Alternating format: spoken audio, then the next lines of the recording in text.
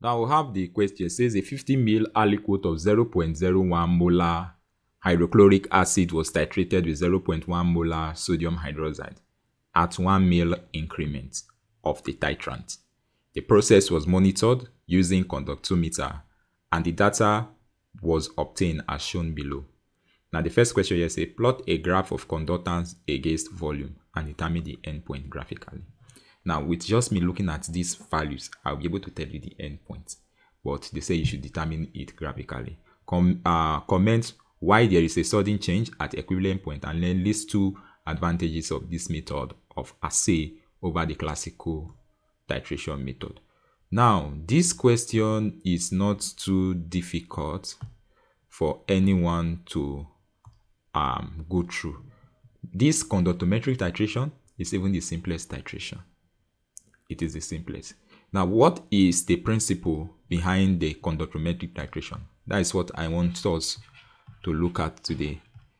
What are the principles behind conductometry? Now, conductometry may not come out as a question for practical, but they may ask questions about it. And the earlier you at least know something about it, the better for all of us. Are you getting it? If it comes out to good, if it does not come out to still good, not to spoil. It's better for you to know it than for you to get there and then it came out. Now, the principle of conductometric titration is based on the different ionic mobility of substance and their different ionic conductivity. Now, what does that mean?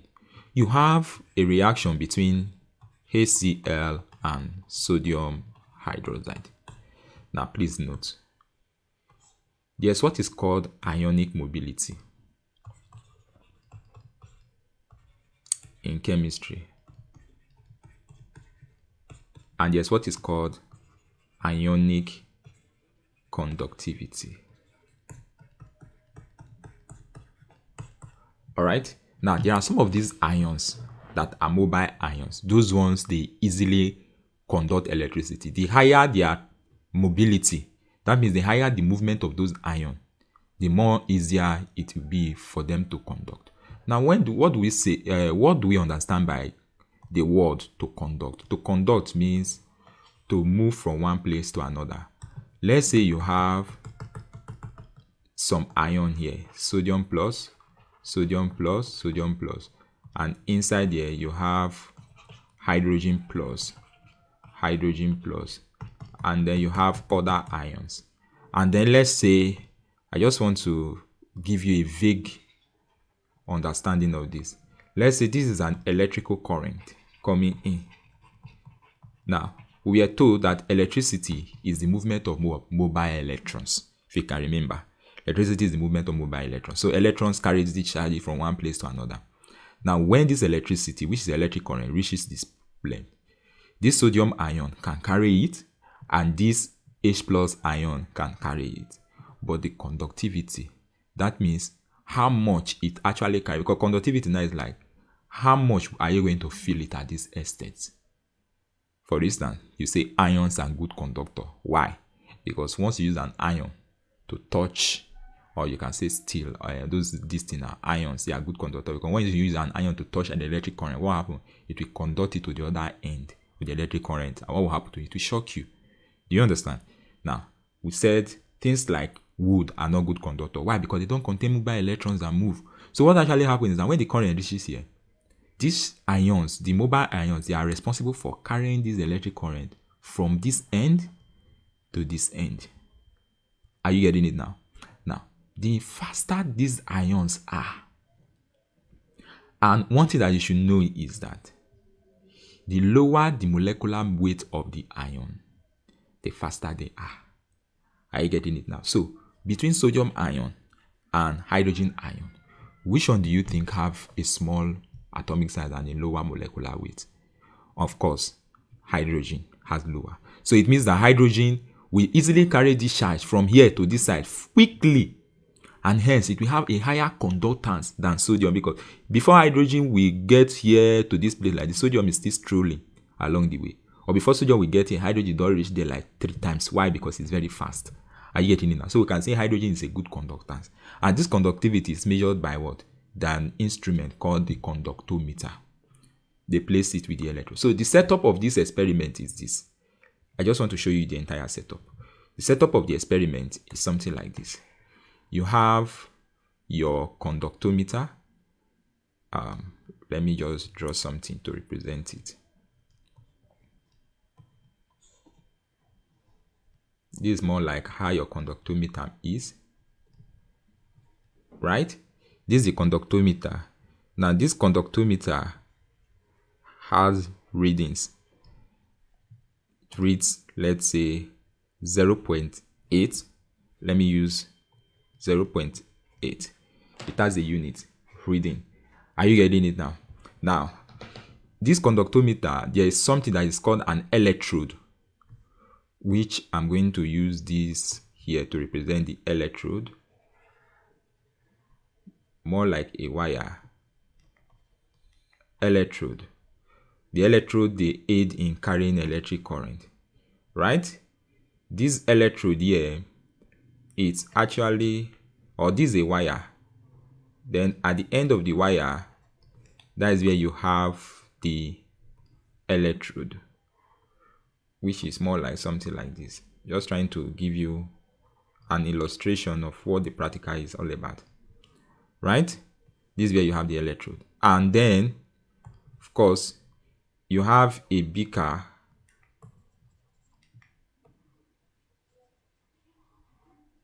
that contains the acid. The acid is ACl.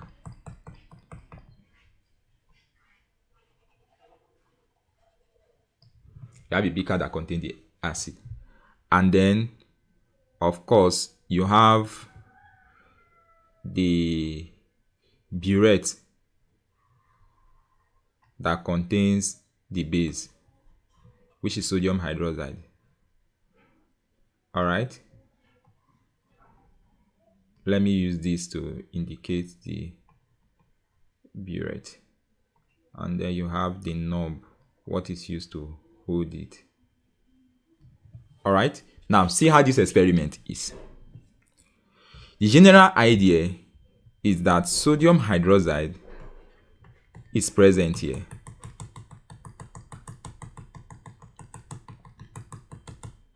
As you are titrating, this electrode, this is what we call electrode. We try to actually measure the conductance, and it will read here. Are you getting it now? Now, listen. The more those ions that have high mobility and high conductivity, the higher the value that you will get from here. Are you getting it now? Now, listen. Let me now come up here and explain something to you. HCl and sodium hydroxide, when they react, what do you think actually happen? H plus is what is present in the HCl, right? And then what do you have here? Sodium hydroxide. What do you think will come out from this sodium hydroxide? You have O negative and then what? Sodium ion. Sodium positive. Are you getting it now? And then here you have chlorine negative. Now, the general idea here is we are much concerned about H plus OH and sodium positive. The general idea here is that when the titration begins, firstly, you have more of H plus in HCl because the HCl was dissolved in water. So definitely the HCl must have broken down into H plus and Cl minus. So when the experiment first begins, when you put your electrode, the general idea is that you have a very high conductivity. Why? Because of the mobile or free HCl that are present, H plus that are present in this medium. Do you understand? There are much H plus present in the medium. Why? Because HCl is hydrochloric acid and it's usually in the liquid form. It means it has been dissolved in what? Water. H2O. Do you get it? So at the end of the day, when it's dissolved in water, it forms H plus and Cl negative. So it means this very high mobile ion is present in solution. So when you put this thing, before the titration starts, you have a very high value. Now listen, as the titration starts, what do you think actually happens in titration? Neutralization reaction happens. So in that neutralization reaction, the OH negative will be fighting against this H plus here to neutralize it. Are you getting it now? So you'll be having something like this. OH and H2, they neutralize to give us what? Water, water, water, water. So at the end of the day, you have HCl plus sodium hydroxide is going to give us sodium chloride plus what? H2O.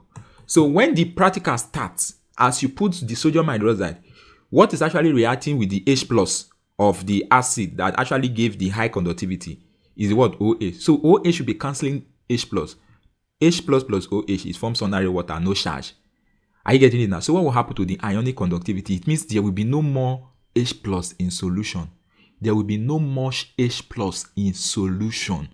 Are you getting it now? Why? Because OH always the cancel lamp. The more of sodium hydroxide, because according to what we have here, they told us that you'll be removing this at 1 mil increments, or 1 mil increment. So it means if here we are to be 10 mil before, you reduce it to 9 mil, you take your conductivity. Reduce it to 8 mil, take your conductivity. Reduce it to 7 mil, take your conductivity. Reduce it to 6 mil, take your conductivity, and so on and so forth. That's what I'm trying to explain to you. Or if this thing is what is on top here, let's say the 0 mark, as you come down, it will be increasing like that. All right, if 0 mark, burette is usually from here 0. Here will be what? 1. You'll be increasing it. Here will be what? 2. Here will be what? 3. Here will be what? 4. Here will be 5. Here will be 6. So for every sodium hydroxide, the equation of reaction then was HCl plus what? Sodium hydroxide plus what? H2O plus sodium chloride. For every sodium hydroxide you add 1 mil increment, what will happen? It will cancel out some of this positive ion. The OH here will neutralize some of this positive ion. So what will happen to the conductivity? The conductivity will be what? Reducing. So initially, let's say the conductivity, this is just hypothetical. It's not as if it's the real this thing. Let's say conductivity was 2.0. Or let's say the conductivity was 5.0. Or 3.0 would be okay. Let's say the conductivity was 3.0. As you add sodium hydroxide, what will happen to the conductivity? It will be reducing. Why? Because what was actually responsible for the high conductivity, which was this H plus ion, are constantly being neutralized by what? OH negative. So these values here will be reducing. So it will be reducing from like 3.0 to like 2.9. You add more to reduce to 2.8. You add more to reduce to 2.7. You add more 2.6. Then 2.5. 2.4. That was why you had those plenty values. 2.3. 2.2, 2.1, etc. To be reducing like that. Now, a time will come. Listen, a time will come where this sodium hydroxide would have reacted with all the HCl. That means there will be no more ion for HCl again. Do you understand?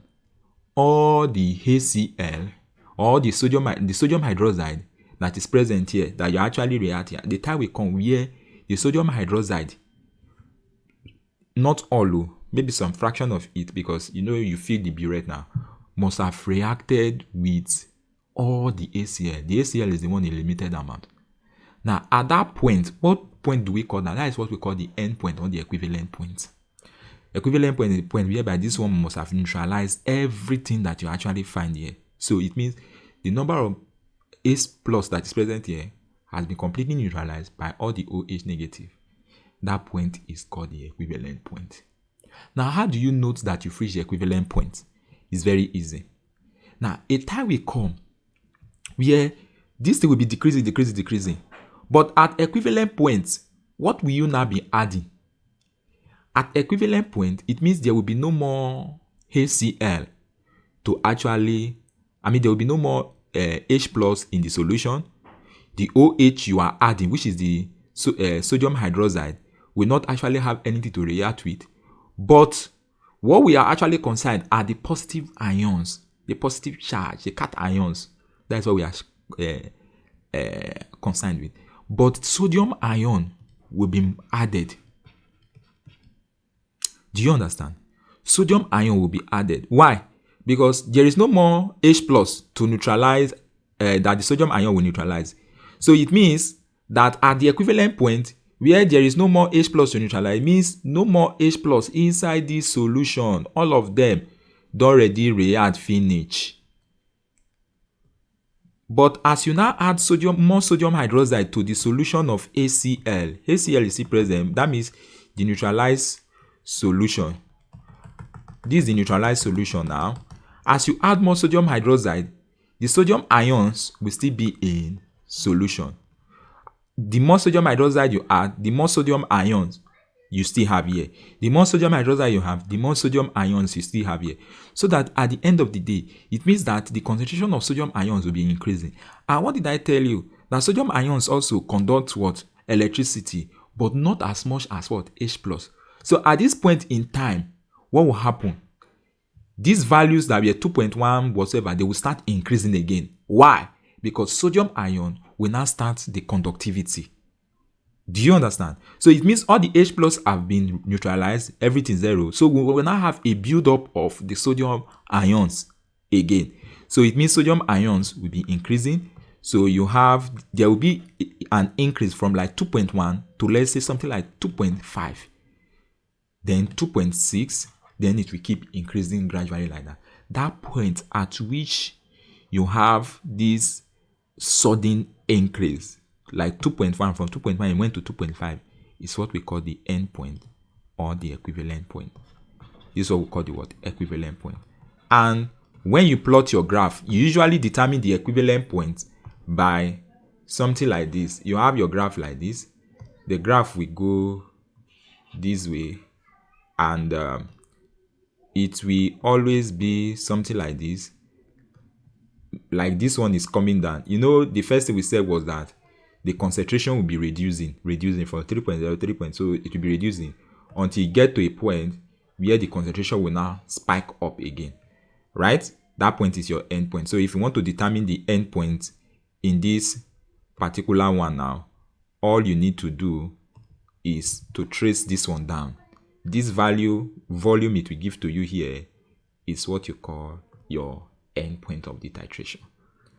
Is that okay? So let's do this particular one and see how we can get to the end point. The values that we are giving, don't know how I can actually move this thing to this place. Let me check if I can. I want to move. Now the question says plot a graph of conductance against volume and determine the endpoint graphically. So what we are going to do now is very easy. Firstly, have your x-axis, your y-axis. Of course, you have values there. And then you are going to have your x-axis. I'm going to use this just here like this to run through this thing. So what do we have here? This y-axis is the conductance. That's the unit. And then this one here is your volume. So how do we number? The volume is usually starting from 0 to 11. Started from 0 to 11. So we can start from here. Here is 0. Here is 1. Here is 2. Here is 3. Here is 4. Let's just take this. 5, 6, 7, 8, 9, 10, 11. Right? And then the conductance. The conductance is from 1.0 to 3.8. Right? Now we can decide to take 1.0, 1.1, 1.2 like that until we get to 3.8. So I can decide to say this is 1.0, 1.1, 1.2, 1.3, 1.4, 1.5, 1.6, 1.7, depending on how your graph actually is. 3.8 will not be visible, so we can take 1.5 for each axis, for each of them. So let's say this is no 0.5. So this will be 1.5, 2.0. Let's just take it like this: 2.5, 3.0, 3.5, 4.0. Now, I told you that the graph will go like this. From here, I can actually look at my endpoint, but they just say you should determine it graphically. But from these values, now look at it: 2.9, 2.5, 2.1, 1.5, 1.0. Then it starts increasing again. Here's my endpoint. This is my endpoint, and the title value for that is what? 4. But we have to actually get it from our table, our graph. That is why we are doing it like this. So the first one was 0. What was this thing? 2.9 conductance, 2.9. So we have 0, 2.9 will fall somewhere around here, right? Very close to 3. I'm just giving hypothetical. Then we have 1, 2.5. 1, 2.5 will fall somewhere around here, hypothetical. Here is 2.1. 2.5 will fall somewhere around here, hypothetical. Then 2 and 2.1. So we'll have 2. 2.1 will fall somewhere around here, hypothetical. And then we have 3, 1.5. 3, 1.5 will fall somewhere around here. And then we have 4 and 1.0. This is 4. 1.0 will fall somewhere around here. If this is 1.5, so let's say 1.0 fell somewhere around here, hypothetical. You know, you are going to, everybody knows how to choose scale now. We are year 3, so everybody knows how to choose scale. 5, 1.4. You are going to take 5 and 1.4. So this is 5.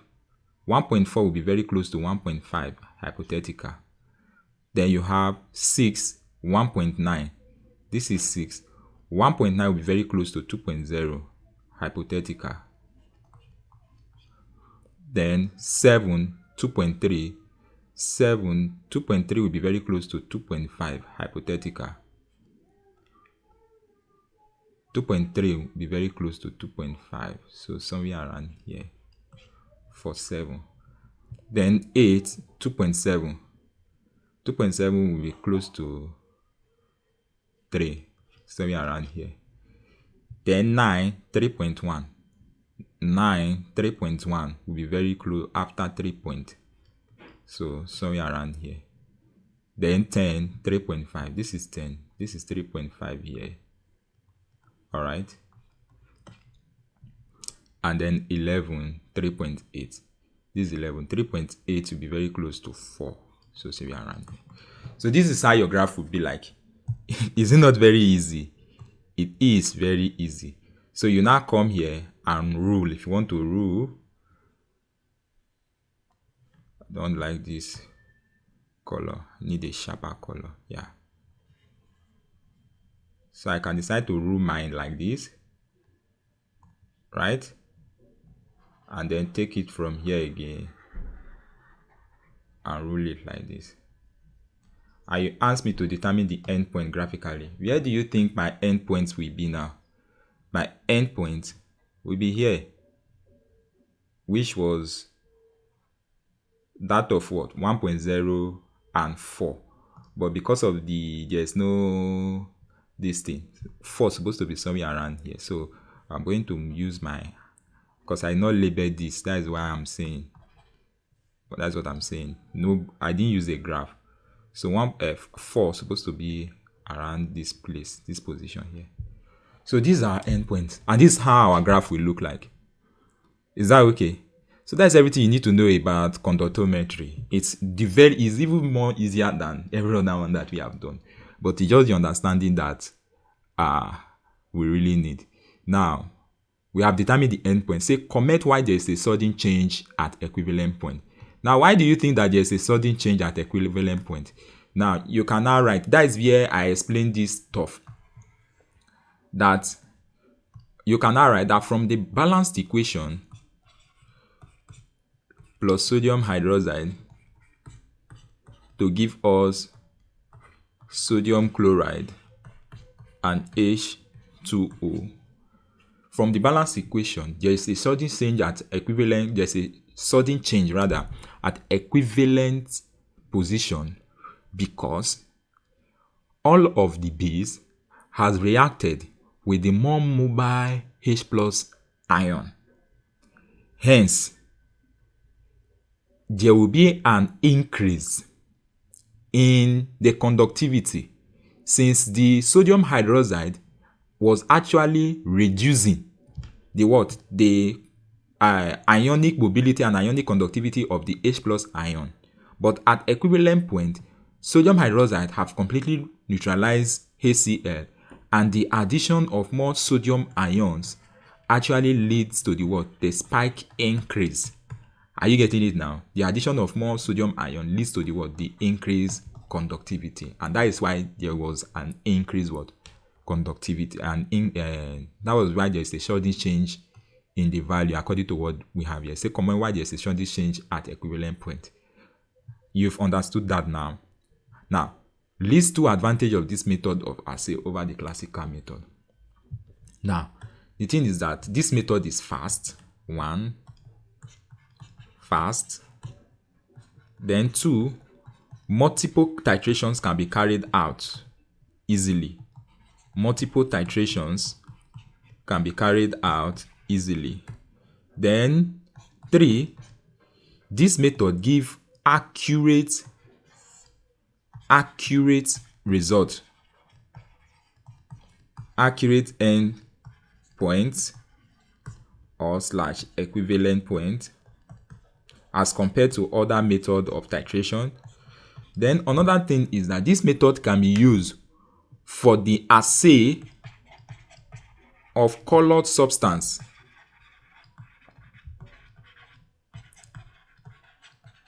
or substances that are turbid, that our normal indicators cannot accurately tell us the values or the answer.